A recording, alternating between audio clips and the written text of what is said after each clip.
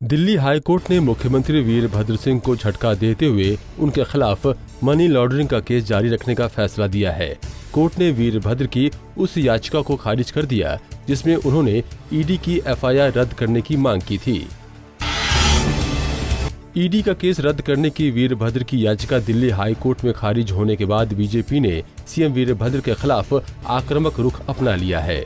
BJP प्रदेशाध्यक्ष सत्ती ने कहा कि कोर्ट से लानहत के बाद अब तो सीएम को इस्तीफा दे देना चाहिए। दिल्ली हाई कोर्ट में सीएम वीरभद्र सिंह की याचिका खारिज होने के बाद परिवहन मंत्री जीएस बाली ने मामले में अपनी सलाह दी है।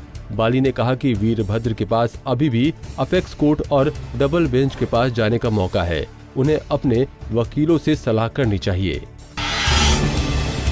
देहरा में रथ यात्रा के साथ पहुंचे बीजेपी सांसद ने सीएम पर जोरदार हमला बोला। अनुराग ने कहा कि शिमला नगर निगम के चुनाव में वीरभद्र सिंह के विधानसभा क्षेत्र के चारों वार्ड पर बीजेपी काबिज हुई, ऐसे में सीएम दूसरा चुनाव क्षेत्र ढूंढ रहे हैं। केंद्रीय मंत्री विजय सापला ने कहा कि बीजेपी सत्ता में आने के बाद हिमाचल में भी भ्रष्टाचार मुक्त शासन देगी। रथ यात्रा के लिए पहुंचे विजय सापला ने कहा कि मोदी सरकार पर पिछले 3 साल में भ्रष्टाचार का एक भी दाग नहीं लगा। बीजेपी सांसद अनुराग ठाकुर ने प्रदेश सरकार पर तीखा हमला बोलते हुए कहा कि कांग्रेस ने 4.5 सालों में लूट खसोट की है।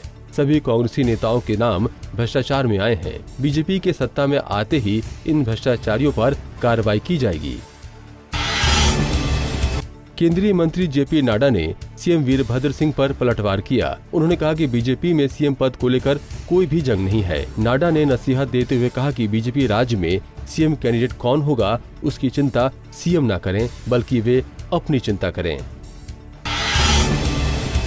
हिमाचल के सबसे बड़े अस्पताल इंदिरा गांधी मेडिकल कॉलेज शिमला में स्वाइन फ्लू से डॉक्टर की मौत के बाद अलर्ट जारी हो गया है।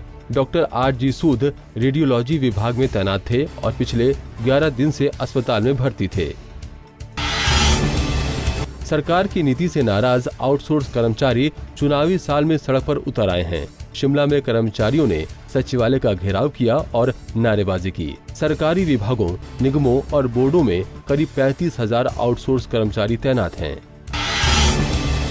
ज्यूरी में उन्नू महादेव का रुद्र शिव चंडी महायज्ञ चल रहा है। इस यज्ञ के लिए बड़ी तादाद में श्रद्धालु ज्यूरी पहुंच रहे हैं। 11 दिनों तक चलने वाले इस धार्मिक अनुष्ठान की शुरुआत कलश यात्रा के साथ हुई।